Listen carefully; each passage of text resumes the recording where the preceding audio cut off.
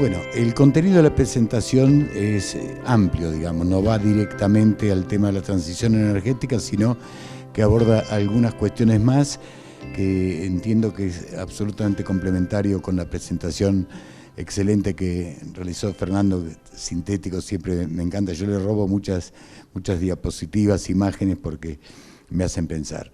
Bueno, todo este tema de China, Rusia, mercados, gas, transición energética, petróleo y gas en Argentina, cuánto hay y qué papel juegan los no convencionales, los problemas de la Argentina, crecimiento, diversificación de matriz, precios, tarifas, subsidios, definir el alcance según los mercados y el dilema si concentramos los esfuerzos en reducir nuestras emisiones o bien contribuimos a reducirlas a nivel global, ¿no? Es decir, si, como dijo Fernando, somos responsables del 0,6% de las emisiones, uno diría, bueno, cada país tiene una cuota, por lo tanto ese enfoque tradicional de cambio climático reduce eso y ya está, y colabora en la misma proporción que el resto del mundo. Pero el impacto es, si desapareciéramos, digamos, sería nulo. En cambio, sí colaboramos a la sustitución en otros lugares. Bueno, vamos a ver este tema, digamos. ¿Qué pasó en el mundo? Es importante porque hubo como una edad dorada corta, ¿no es cierto?, después de la gran crisis que hubo en el 75, prácticamente hasta los 90, hubo un parate en el mundo, y a partir del ingreso de China a la OMC en 2001, se disparan los precios de las commodities, etcétera, porque hay un proceso de urbanización en Asia que es impresionante y la urbanización no es pensable sin consumo de energía. Es decir que de 2010 a 2020 el mundo continuó creciendo muy fuertemente. 2020 marca una caída, digamos, por el tema de la pandemia, pero aún así crecimos al 2,3%, sin esa caída del 2020, cerca del 3% anual, ¿verdad? Y lo que uno puede decir es que el 60% del PBI mundial incremental se dio en Asia. Por lo tanto, también la demanda energética incremental se dio en Asia y a mayores tasas. ¿Por qué? Porque la cantidad de energía con relación al PBI no es igual cuando el PBI está compuesto por servicios que cuando uno construye el proceso de modernización. Es decir, construir el proceso de modernización implica mucho cemento, mucho acero, industrias energointensivas. Por lo tanto, si no hay otro combustible y se usa carbón además, obviamente la responsabilidad reciente, digamos, de las emisiones recae en el continente asiático, como uno puede ver. Digamos que en los últimos 20 años emitimos más del 70% que lo que veníamos emitiendo antes, en promedio. Y, digamos, pero la Argentina solo el 0,6% del total. En resumen, lo que uno puede decir es que a futuro, digamos, la cantidad de energía en cada unidad de PBI va a ser menor el proceso de urbanización continuará, pero no va a ser tan exorbitante como antes. Va a haber un incremento, digamos, de la eficiencia energética, pero lo que sí se registró fue un incremento de emisiones con, digamos, mayor el incremento de emisiones con respecto al incremento de consumo de energía. Es decir, que va a haber una menor cantidad de energía en cada unidad de producto, pero al mismo tiempo, digamos, la lucha por que haya una menor cantidad de carbono. Bueno, si vemos esta imagen, que no es un problema de escala, es así, digamos, la industria de China, digamos, está orientada al mercado mundial. Y, digamos, a partir de 2014 el mundo empieza en una fase de deglobalización y esto se nota claramente que, digamos, de representar en 2006 en la industria china el 76% con destino a la exportación, en la actualidad es cerca del 50% y posiblemente a futuro sea mayor. Esto nos hace pensar entonces en un mundo que se mueve distinto. ¿Y cuál es la oportunidad que genera este crecimiento asiático? Que sus matrices están basadas en carbón.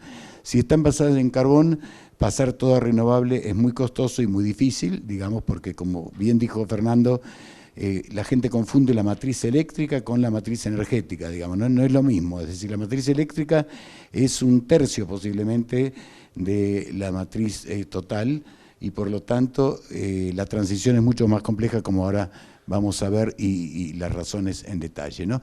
Acá hay una cosa que tiene que ver con si el mundo va a seguir siendo globalizado o no, porque hace también a cuál va a ser la tasa de crecimiento global y cuáles van a ser las oportunidades de negocios y cómo se posiciona entonces también un país como Argentina con sus recursos energéticos en un mundo que se está volviendo más complejo. Y vamos a ver algunas cosas muy interesantes porque este desacople de la economía mundial con respecto a China parece ser que no es simétrico para todo el mundo, ¿verdad? Pero impacta de algún modo. Por ejemplo, si uno mide los incrementales de toda la industria del G7 con respecto a, digamos, como dependiendo de las importaciones de China, ve que prácticamente explica el 62% de los casos con un bajo grado de autocorrelación que se puede corregir sofisticando el modelito, muy simple, dos variables que de primera den esto es muy interesante, ¿no? Si lo ve con respecto al área del euro, la dependencia es menor. ¿Por qué? Porque Europa está desacoplándose de China con su propia ola tecnológica, digamos, ¿no es cierto? Y es muy interesante qué le pasa al G20, donde estamos nosotros. El 85% de las variaciones, digamos, de nuestra industria del G20 depende de lo que importe China. Por lo tanto, somos sensibles a lo que sucede en el mundo en muchos aspectos, porque después, digamos, el clima de inversiones también depende de la macroeconomía, ¿no? Bueno, transición energética. Aquí yo tengo una forma de presentarlo distinto, pero esto es un elenco de los 160 y pico de países que presenta la base de datos de BP y uno puede ver, digamos, que China tiene 84% de combustibles fósiles, nosotros también, Estados Unidos más o menos también, el promedio del mundo anda por los 80 y los países que no es porque habían tenido un previo desarrollo muy fuerte o de la energía nuclear o de la energía eólica, digamos, ¿no? El gran impacto de las fuentes renovables se dio en la última década, o en los últimos 15 años si uno quiere, ¿verdad? ¿Cómo es la matriz eléctrica del mundo? 38% renovables, 29% gas, 28% carbón, ¿no? Esto es otra cosa, pero digamos, así fue la variación. Hoy todavía 23% gas natural, 35% carbón, 10% electricidad, 16% hidro y las renovables solo 12%. Es decir, que aún en la matriz de generación eléctrica mundial el papel de las renovables es pequeño, pero es creciente, ¿no? Entonces, con todo este tema de la transición energética se está mirando cuán rápido van los países y cuáles son las zonas que están dispuestas o están más atrasadas. Bueno, ahí aparece claramente, digamos, Europa como el promotor desde hace muchas décadas de lo que es la transición energética como una idea, con resistencia, por supuesto, de países como Estados Unidos, que se divide en ese sentido. Hay opiniones divididas, por ahí hay grupos de demócratas que son más pro-renovables o estados que son más pro-renovables, pero nadie desconoce, digamos, los problemas reales que hay en sustituir el conjunto de la matriz energética, ¿verdad? Dentro de los fósiles, algo que es importante, aunque hay, digamos, se sabe que el metano tiene algún tipo de problemas también en términos de impacto ambiental, no así en términos de lo que es CO2, prácticamente, digamos, uno podría decir que es el menos contaminante de todos los combustibles fósiles y por lo tanto, digamos, una matriz más basada en gas es más limpia que una basada en carbono. Precios. Estas han sido las fluctuaciones y lo que más me interesa es mostrar algo que poca gente... estamos demasiado impactados por los medios y la noticia del día a día. La guerra de Rusia disparó los precios, ¿no? El sendero de los precios aún antes de la invasión rusa, los precios en el mercado mundial venían creciendo de una manera impresionante y por supuesto que después de la guerra bastante más, ¿verdad? Entonces hay dos imágenes instaladas en las personas. Una es la COVID fue instantánea, dejamos de emitir, las ciudades se volvieron limpias, los animalitos volvieron a andar por la calle Y de golpe entramos en la imagen totalmente contraria y contrapuesta de la guerra y de la importancia de los fósiles y del miedo de los alemanes de quedarse sin gas. Es decir, son dos instantáneas y la cabeza de la gente se rompe, porque son dos instantáneas que tienen el mismo discurso, pero parten de dos conceptos distintos, ¿no? Bueno, ¿cuál es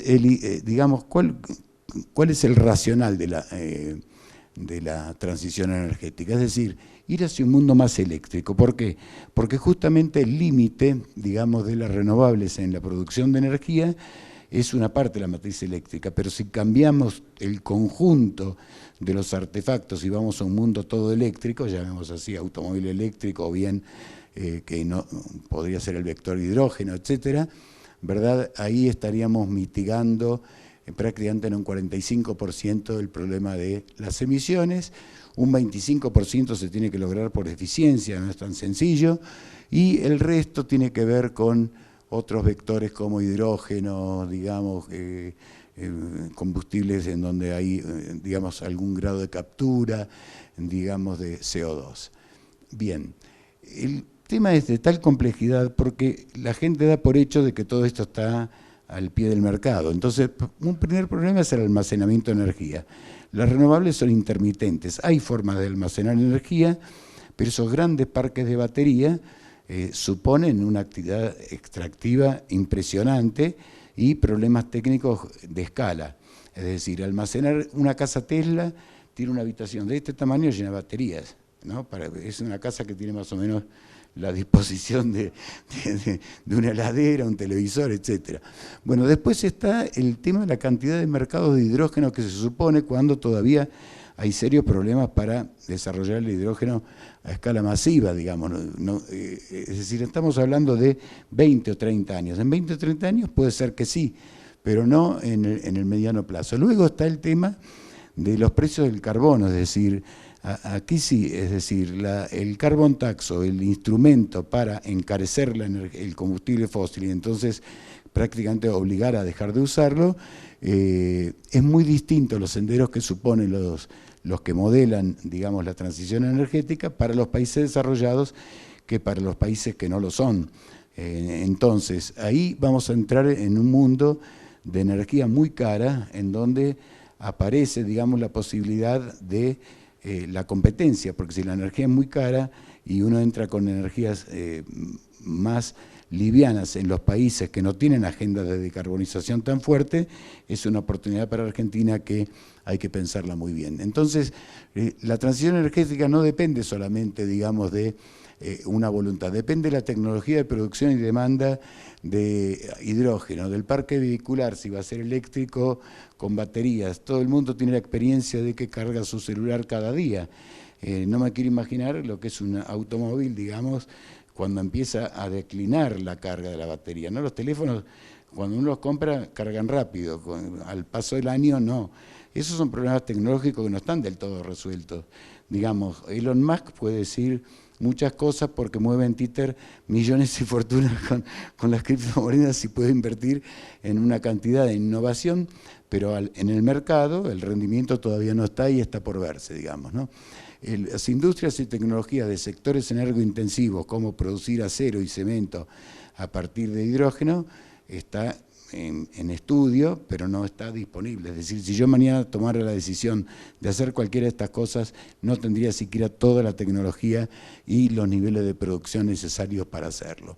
Y lo anclado importa, es decir, todo lo que uno tiene en los hogares, todo lo que es el parque vehicular de un país, todo lo que es el distinto tipo de instalaciones industriales, son la base. Digamos, es como el sector que come energía, digamos, ¿no?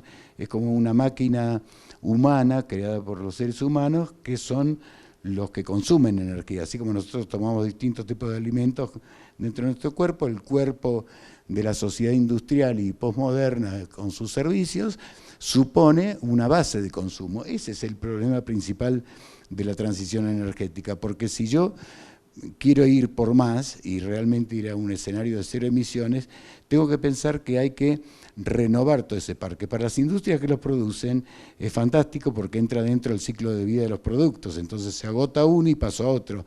Pero yo quiero ver, por ejemplo, si en Argentina, digamos, pensemos en la zona del Mercosur, si tenemos un acuerdo para producir automóviles en una cuota eléctrica de acá al 2030, al 2050, si tenemos normativas para reducir, digamos, el tipo de vehículos que producimos a que no consuman más de 4 litros cada 100 kilómetros. Todo ese tipo de normativas la Unión Europea la trabajó muy bien y entonces están en otro mundo, es otro nivel en el cual se está planteando la transición energética. Aún así, en la propia Europa es lenta y los informes más estrictos de los noruegos, que son proeólicos, digamos, tienen supuestos muy, muy fuertes con respecto a lograr un escenario de cero emisiones netas para el año 2050.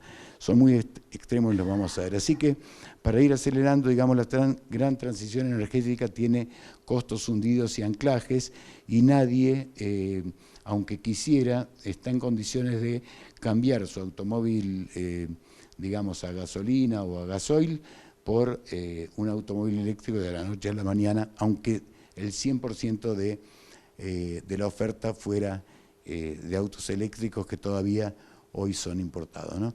Las transiciones son lentas, se han producido en la historia. De hecho, cuando mostraba esa imagen de Haití que es tan simbólica, digamos, ¿no? Porque el no tener energía implica deforestación, autoapropiación de la leña. Acá sucede en Bariloche, no nos engañemos, o sea, hay zonas, digamos, somos más frondosos, más productivos, pero hubo épocas en que los propios incendios forestales tenían que ver con el autoaprovisionamiento de la leña, ¿no? Y entonces llama la atención el énfasis de volver a la biomasa, cuando en realidad en la sociedad preindustrial cae la madera, a ver si puedo marcar bien, esta es la madera, ¿no?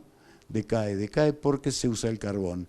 Y el carbón decae porque empieza a crecer el petróleo, y el petróleo empieza a decaer porque entra a subir más el gas natural.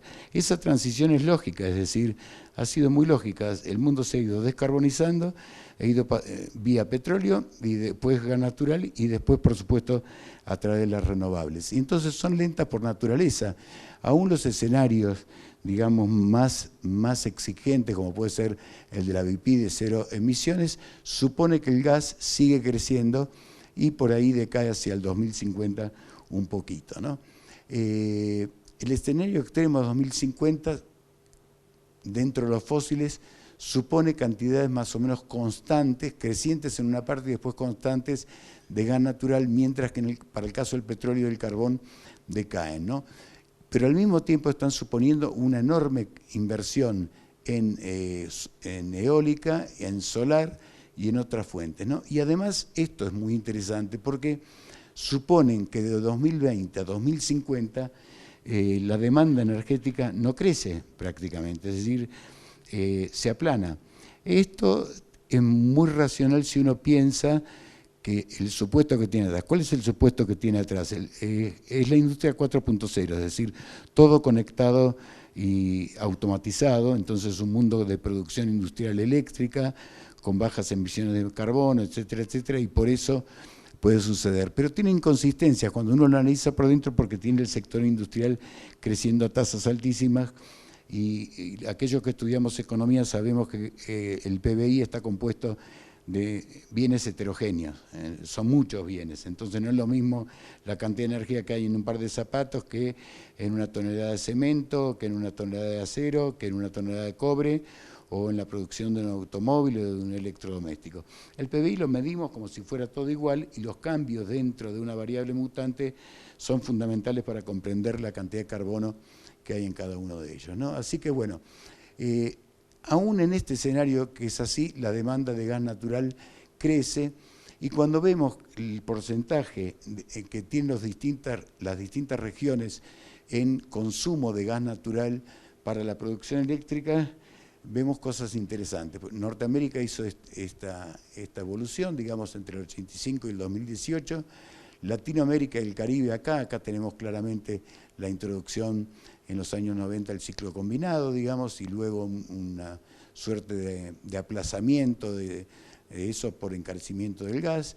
Europa tiene este ciclo fuerte de uso del gas y luego una transición a las renovables. Los países de la ex Unión Soviética siempre utilizaron mucho gas, pues es lo que tienen. Lo mismo Medio Oriente, lo mismo África, que es un exportador de gas natural licuado, proveedor de Europa, pero Asia-Pacífico no, y a nivel total del mundo no. Entonces ahí aparece un mercado muy interesante y vamos a ver un poco más de esto que está pasando.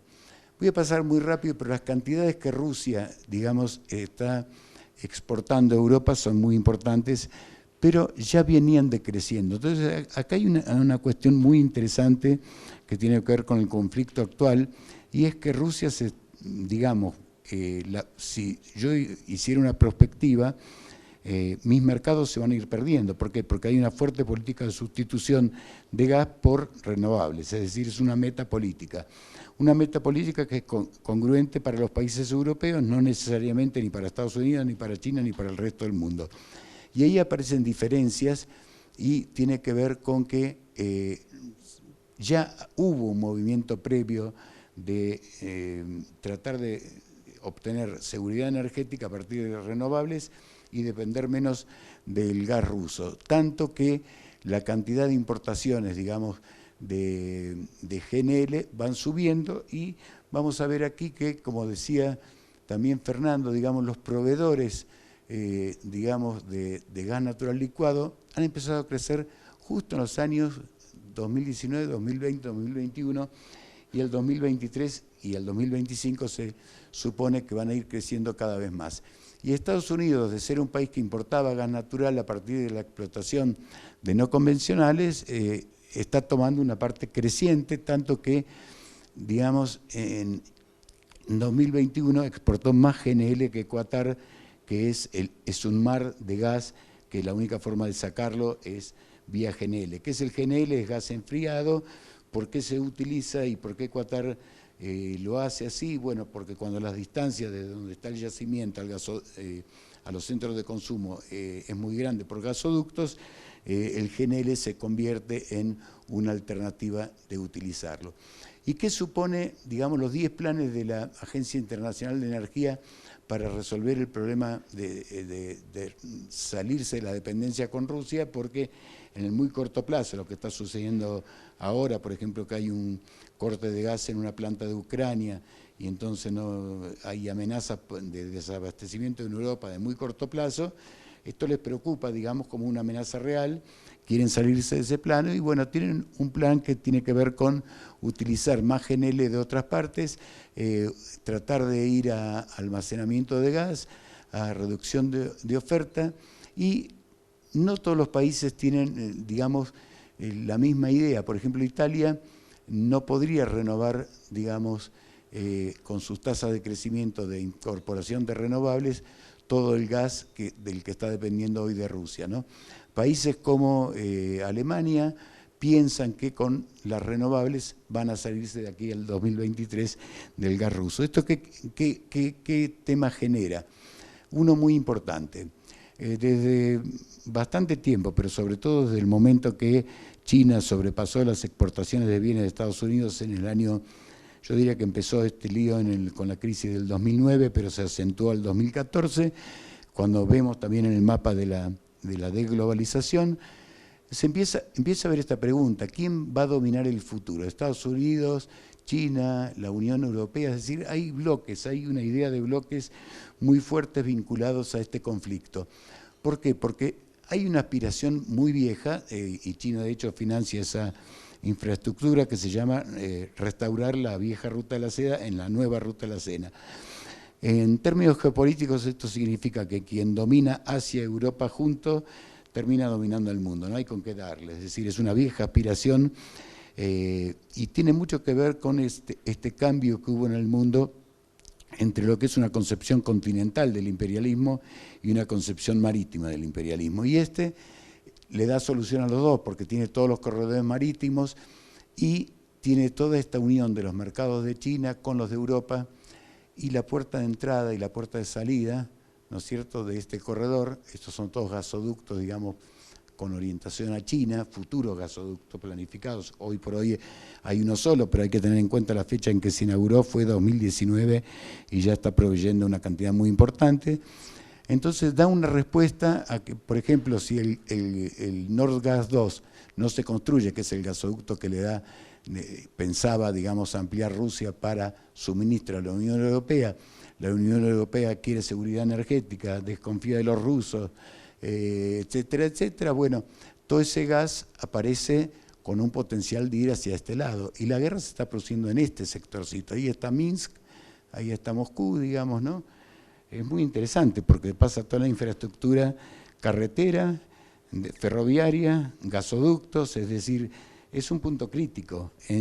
Las guerras no se armaron solamente por odios, es decir, siempre hay intereses detrás de eso que tienen que ver con quién va a dominar el mundo, ¿no? Por ejemplo, acá hay un problema similar, potencial, y entonces, bueno, esto es una noticia muy reciente de, por ejemplo, cómo los chinos han logrado con inteligencia artificial ver en dónde está un barco en tiempo real, ¿no? Porque uno se imagina que el Big Data, todo eso nos puede dar, o los satélites nos dan información en tiempo real, y bueno, eso no es cierto si no hay un gran procesamiento de datos. Entonces, digamos, esto apareció ayer, ¿no? Esto es noticia de la guerra de los últimos 80 días, algo así, pero en el trasfondo está esto, y esto es importante no solo porque nos condiciona en nuestras asociaciones, sino también porque tenemos que mirar hacia dónde van, ¿no es cierto? Esa es una pregunta, no es una afirmación, sino todo esto nos apunta hacia una mayor integración energética entre Rusia y China, y entonces si Rusia sale debilitado de esto, China va a tener otro tipo de respuesta con respecto a quiénes van a ser sus proveedores energéticos, porque finalmente cada país defiende sus propios intereses, y esto es cierto para Argentina. Hay un mapa interesante de nodos, de mercado de GNL a futuro, donde hay toda una reconfiguración, es decir, que Rusia no le dé gas a Europa implica todo un reacomodamiento de los mercados. Un nodo en Sudamérica, ¿no es cierto?, vinculado ya al nodo de Trinidad-Tobago, todo este nodo vinculado con Estados Unidos, pero también con posibilidades de ir, digamos, si Estados Unidos es un gran exportador por esta vía hacia China, digamos, a través de este hub o a través de estos, ¿verdad? Puede ser que le falte gas complementario entonces para hacer la masa total. Es decir, no es que Argentina tenga que exportarle a China, sino que posiblemente los faltantes totales de gas den lugar a un comercio mucho más complejo de nodos, ¿no?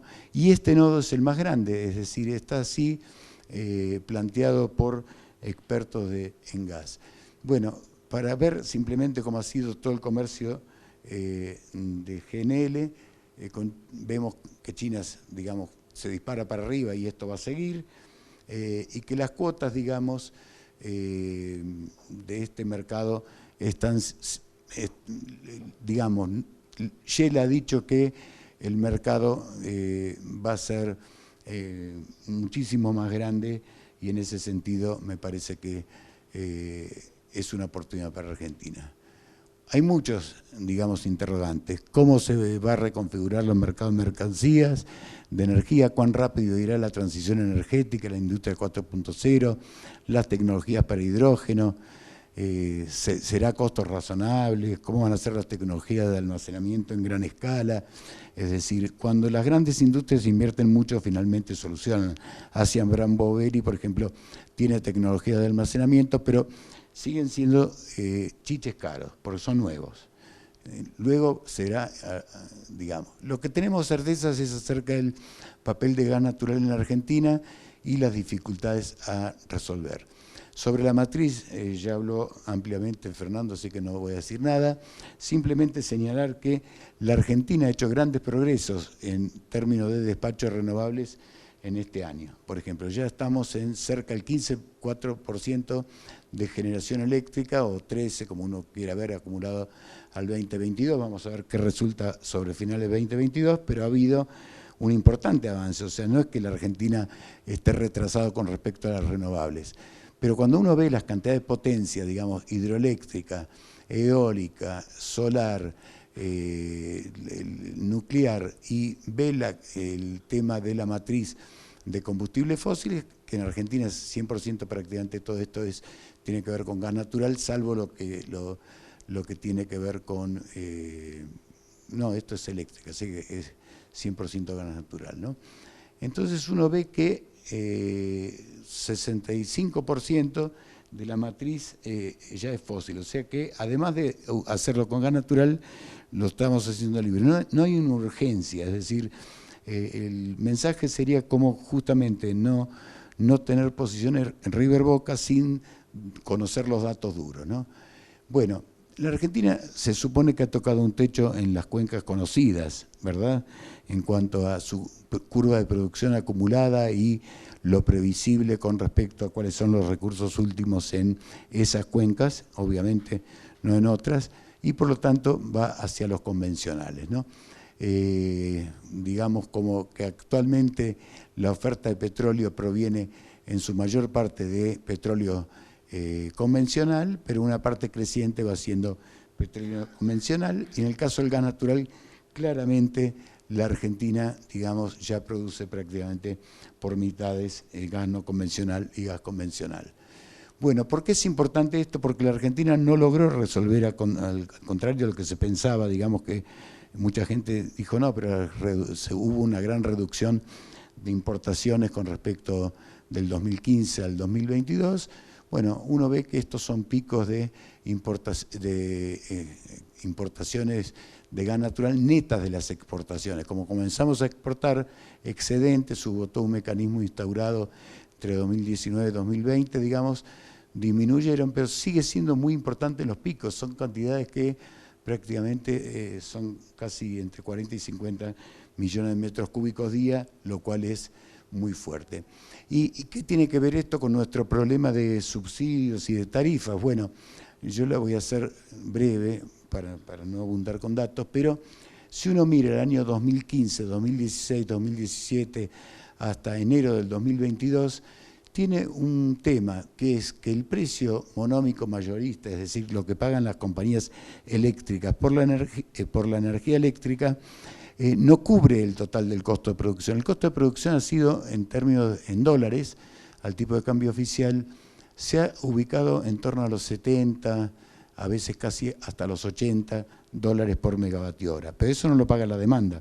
O sea que hay una buena parte que lo está pagando el Estado y forma parte del problema de los subsidios. Entonces viene el tema, ¿cuánto de eso se transfiere a la demanda? Es decir, ¿quién puede pagar esos costos de la energía y qué sectores no lo pueden pagar? En la Argentina ha optado por ir por una suerte de masificación de subsidios, lo cual no es una política muy racional en términos de subsidios, pero ¿cómo se vincula el gas con esto? Bueno, cuanto menos gas importado tengamos, sobre todo si en el mercado internacional este gas cuesta mucho, digamos, la sustitución por gas nacional a costos menores resuelve el problema por sí mismo, es decir, reduce la necesidad de divisas, pero también reduce la presión fiscal que viene como un problema instalado en la sociedad argentina desde hace muchos años, ¿no? Y hay espacio, tomando algunas tarifas eléctricas, uno ve que hay digamos, como un descalce total entre quienes reciben el subsidio y quienes lo necesitan, ¿no? Bueno, un punto más. Las regalías constituyen una parte importantísima del financiamiento provincial. A nadie se le escapa que, digamos, esto beneficia la coparticipación. En ausencia de regalías, no se cobran regalías de viento, no se cobran regalías de sol, porque no están localizadas, por lo tanto, en ausencia de regalías, no solo las provincias petroleras, sino muchas otras necesitarían tener una mayor cantidad de coparticipación. Como todo el mundo sabe, la ley de coparticipación es necesario cambiarla, pero es de las más discutidas y de las más difíciles porque las provincias están desfinanciadas y cada una lucha por tener un poco más. Así que vean ustedes qué parte del presupuesto de Neuquén, de Chubut, de Santa Cruz, de Tierra del Fuego, pero también en el promedio nacional, digamos casi un 7%, digamos, de lo que son ingresos de gastos provinciales se financian con las regalías y en algunos casos en 40, 30% y en esos órdenes. Bueno, luego la industria petrolera, digamos, hay un mito de que no genera muchos impactos hacia atrás y hacia adelante. Lo que uno sabe es que hay una cantidad importante de empresas, cámaras agrupadas que tienen innumerables pymes y por lo tanto también, digamos, hay impactos indirectos en términos de mano de obra, digamos, desde los sindicatos a que trabajan con la construcción, por ejemplo, la Unión Obrera Metalúrgica, que trabajan en la industria petrolera, hasta los municipios por coparticipación, es decir, que afecta a la distribución del ingreso. Y en un país que ya tiene serios problemas de distribución del ingreso y de cómo ajustar la recaudación fiscal, pensar en desinstalar para reinstalar es algo así como quemo mi casa y me compro una nueva porque soy muy rico. Y la Argentina no es tan rica, o sea, es más, no estamos siquiera tan bien preparados para el gran salto tecnológico que se viene. O sea que, 3 mensajes. La transición energética es larga, es un tema más centrado en la necesidad de Europa de entrar en la 4ª revolución industrial junto con China, digamos, pero con la diferencia que Europa lo hace con renovables, Estados Unidos lo va a hacer con partes renovables, China lo hace con muchas renovables, pero es un país tan grande que por lo tanto necesita todavía muchos combustibles fósiles y por lo tanto hay oportunidades para las industrias en términos de pensar, en términos de la revolución 4.0, cómo me inserto, y en el tema energético hay oportunidades para pensar cómo van a ser mis circuitos comerciales, es decir, en primer lugar lograr autoabastecimiento, y luego me parece que aparece una oportunidad enorme de integrarse con todo lo que se pueda exportar, y eso es un tema de inversiones. Yo creo que en Bahía Blanca es muy interesante reflotar el proyecto de licuefacción en una cierta escala. Son tecnologías modulares, uno puede ir montando más módulos de licuefacción. Es una inversión, da trabajo, es el lugar correcto, porque está el polo petroquímico, y digamos, y esto no es abonar a un mundo más fósil, es abonar a más desarrollo con menos impacto ambiental, ¿no? Para mí eso está muy claro. Disculpen por la abundancia de datos, lo último es que los objetivos de desarrollo del milenio son muchos, y los que están marcados en triángulo rojo tienen que ver con que son prioritarios para la Argentina, son tan prioritarios como energía asequible y no contaminante, digamos, ¿no? Y la otra cuestión que a veces uno se olvida es que las alianzas para lograr los objetivos son importantes. Es uno de los objetivos menos trabajados y ahí tener una idea de cómo está funcionando este mundo de la geopolítica es muy importante para no meter la pata, digamos que ese sería el mensaje, ¿no? Bueno, yo creo que nada más, nada, siempre tengo algo más. Las emisiones de CO2 por unidad de producto disminuirán debido a un PBI menos intensivo, esto es interesante, y por lo tanto ya de por sí vamos a un mundo menos CO2, no hay que asustarse. En cualquier escenario la transición va a requerir el gas natural, esto está, prácticamente no hay un solo escenario, ni de los más extremos que no estén hablando de esto. Los mercados de GNL van a crecer justamente por esta disrupción de la necesidad de abastecer a Asia y también de abastecer a Europa y complementar la capacidad de Estados Unidos porque Estados Unidos hace todo esto con shale, es decir, y a costo muy barato, y el costo muy barato tiene que ver con Wall Street también, ¿no? O sea, y con ciertas cosas que se vieron en la otra cara. En la pandemia se vio que el muy barato dependía de que el activo petrolero era el lado, digamos, el contrapeso de la ayuda financiera. Así que con precios altos va todo bien, con precios bajos no. Bueno, China va a requerir esto, lo sabe, y lo va a poder obtener de Rusia, pero una Rusia debilitada no es lo mismo para un país que quiere integrarse en paz con el resto del mundo, digamos, ¿no? Luego hay incertidumbre sobre las reconfiguraciones espaciales, nadie sabe cómo termina este juego, y la Argentina tiene la oportunidad de lograr autoabastecimiento y exportar. Es importante, la gente dice, no, es extractivismo, el litio también es extractivismo y tiene que ver con este otro mundo, no hay ninguna actividad que no sea extractiva, todas son extractivas, nosotros somos extractivos, es decir, vamos a un supermercado y aunque seamos veganos somos extractivos, es decir, estamos extrayendo de algún lugar, estamos sacando las almendras para hacer la leche, ¿no? No sé, digamos, hablo así porque hay un imaginario tan cuadrado, tan blanco-negro, tan River Boca, que ha sido también tendencia de la polarización, digamos, de los 2014 en adelante a partir del desarrollo de estos bichitos.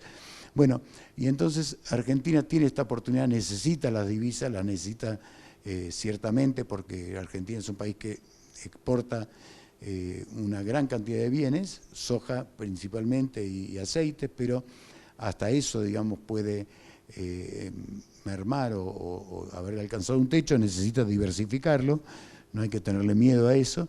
Y la otra es analizar la capacidad y voluntad, porque esto tiene que ver con el mundo de las decisiones, y ahí si no se alinean los planetas de los ministerios, de las empresas, de los inversores, si no tienen todos una misma mirada, inclusive, qué sé yo, se me ocurre a mí que soy en algún punto de esto que les gustan las fórmulas complejas, digamos, pero la oportunidad de exportar es una forma también de decir, bueno, puedo exportar a un precio y con eso puedo crear un fondo de estabilización para el gas, por ejemplo, para la generación eléctrica en la Argentina, y entonces resuelvo varios problemas al mismo tiempo, ¿no?